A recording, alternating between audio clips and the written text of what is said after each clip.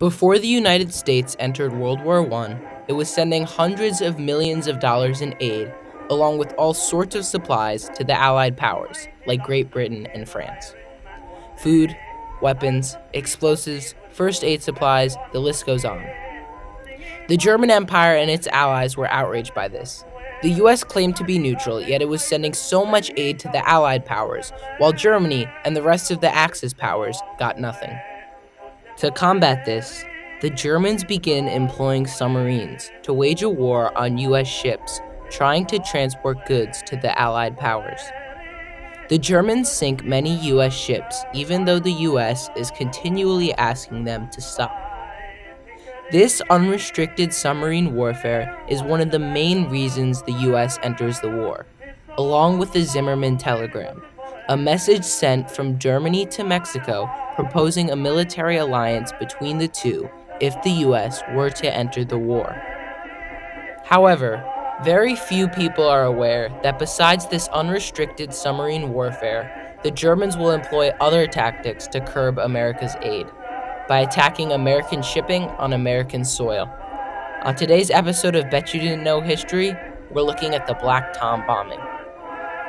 Let's go back in time a little over a century and travel to northern New Jersey.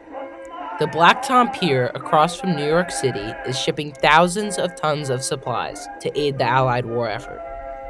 Supplies arrive by rail from all over the country and are stored in countless warehouses before finally being put on ships to cross the Atlantic. Black Tom Pier's importance makes it a good target for saboteurs attempting to stop the flow of U.S. supplies. The target is made even more inviting by the poor security and the large amount of explosives like dynamite being stored there, which only need to be lit aflame to explode. A team of German saboteurs who have been operating in the U.S. undetected decide to make Black Tom Pier their next target. On July 30th, 1916, at around 2 o'clock in the morning, a fire starts in one of the freight cars carrying explosives, and then another on a barge, also carrying explosives. In just a few minutes, everything begins to explode. The explosion is so violent, it is felt almost 90 miles away in Philadelphia. Millions are awakened to the deafening roar of the explosions. Skyscraper windows all the way in Manhattan are shattered. The Statue of Liberty is pelted with debris from the blast. When the dust finally settles, only 4 people have lost their lives, but Black Tom Pier is utterly destroyed. A major blow has been dealt to the American war supply chain. Authorities immediately begin looking for culprits, but eventually, both fires that started it all are ruled accidents. Some believe that the Germans had a hand in the explosion, as various factories in New York also had accidental fires. However, many Americans refuse to believe this. After all, they are not currently at war with Germany. So who was responsible for the Black Tom Pier bombing? The German Empire was, specifically the German ambassador to Washington, Count Johann von Bernstorff.